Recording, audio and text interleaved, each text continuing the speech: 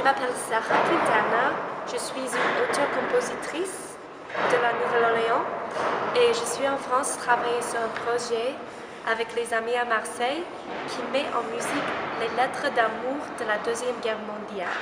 En ce moment, on s'appelle To Marseille with Love parce qu'on travaille sur les histoires marseillaises. Et à la Nouvelle-Orléans, je cherche des textes en anglais aussi, du coup ça évolue. On ne sait pas. On a choisi la thématique par hasard. Depuis un moment, je tourne en France, aux États-Unis et j'avais eu envie de faire quelque chose de différent qui m'approche aux gens et leurs propres histoires. Ça m'intéresse beaucoup l'histoire. Et aussi aux États-Unis, comme la guerre ne s'est pas passée chez nous, c'est très intéressant d'avoir des contacts en France où les histoires sont vivantes. Et aussi, on apprend comment écrire les lettres d'amour de cette génération qui sont très très belles, beaux, belles. Avec ma productrice, Julie Rouget, quand j'ai commencé de parler de cette idée, elle m'a dit tiens, je te confie la correspondance amoureuse de mes grands-parents, Yvette et Roger. Roger était déporté en Allemagne au camp de travail quand il avait 19 ans et il était en amoureuse avec la voisine à côté, Yvette, et les deux s'écrivent pendant 4 ans.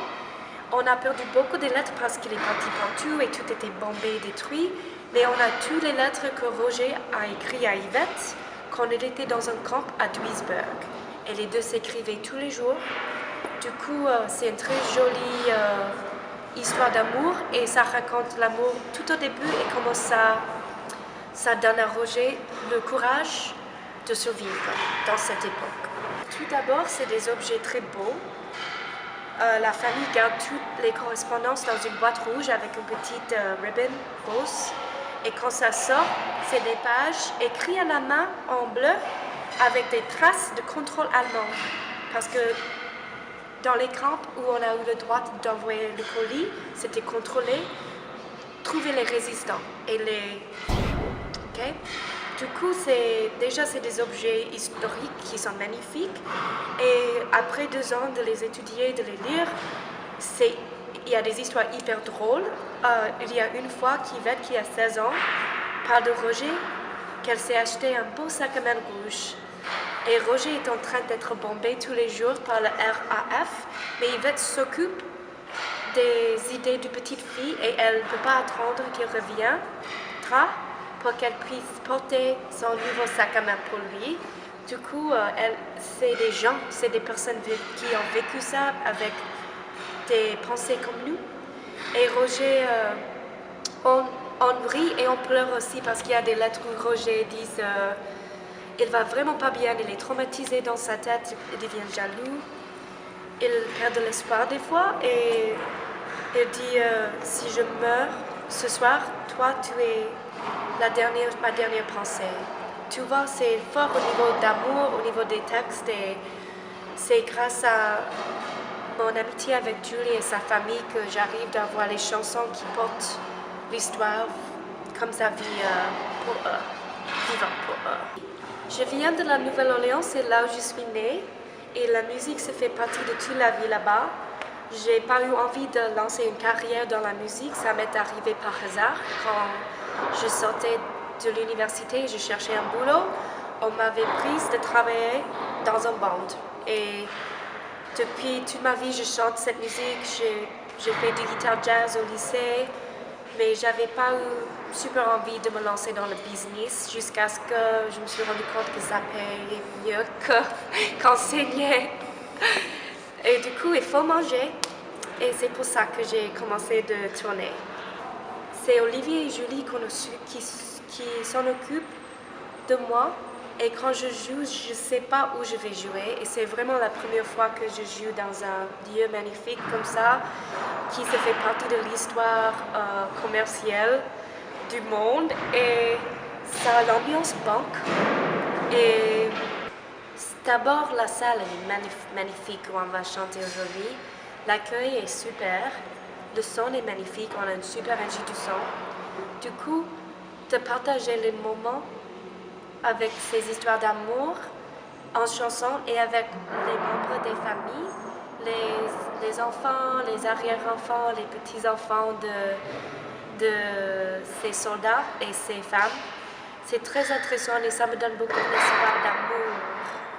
À Marseille, chaque fois que je viens à Marseille, il y a des moments très forts. Il y a le coucher du soleil sur la Notre-Dame. Il y a des moments seuls où je me balade au Vieux-Port et je me sens à l'étranger, inconnue, mais c'est magnifique de voir tout le monde qui traverse. C'est la lumière, je crois, à Marseille, mais c'est aussi le fait que culturellement, Marseille et la Nouvelle-Orléans s'approchent. Les gens se parlent un petit peu, c'est ok, du bonjour, c'est mélangé, c'est vibrant. Et à Marseille, il y a un esprit de la ville qui sort si tu laisses le temps de faire des rencontres. C'est beau, Marseille. J'ai adoré, parce que j'aime beaucoup la musique, j'aime beaucoup l'accordéon. En plus, il y avait ce côté jazzy, ce côté un peu rétro, swing, américain. Voilà, j'étais sous le charme. Elle arrive à faire le lien entre le français et sa passion pour le français. Donc il y avait un côté à la fois très cajun musicalement et en même temps assez troublant de voir comment elle s'est projetée dans ces histoires d'amour en temps de guerre, quoi. C'est vrai des moments qui rendent assez fortes les passions. Donc voilà, j'ai vraiment passé un moment super, mais c'était un peu court. J'aimerais bien avoir une suite à tout ça, quoi. Moi j'expliquais à ma compagne tout à l'heure, je trouve que l'image que j'en ai, c'est un château de cartes qui à tous les moments peut s'effondrer, il ne s'effondre jamais en fait. Elle nous emporte dans son univers. En plus avec cet échange français-américain, tout ça, c'est ce travail qu'elle fait sur les paroles avec son compagnon de route bien sûr. Et là vraiment j'ai redécouvert encore ce soir là, et dans un cadre somptueux. Et voilà, j'ai des moments où j'avais des larmes aux yeux carrément, ouais, vraiment je trouve que c'est très émouvant de raconter ces histoires de personnages voilà, qu'on ne connaît pas et du coup qu'on découvre grâce à ce travail là, et c'est super. Et puis bravo pour tout ce qu'on nous propose avec cette ouverture 2018, là c'est génial, quoi. Merci encore. Surtout merci à eux et en particulier vraiment au devoir de mémoire, vraiment, parce que c'est important pour les futures générations, ne serait-ce que pour notre présent et notre avenir et celui de nos générations, ce devoir de mémoire, vraiment, parce qu'il ne faut pas oublier que ces gens ont vécu des choses. Nous on est là, on est émus, on a des larmes, on se dit waouh c'est beau. Mais il y a tout ce qu'ils ont vécu et c'est important aussi, et à travers des moments comme ça, de se souvenir et de surtout pas oublier. Voilà, c'était le petit quelque chose vraiment important que je voulais rajouter.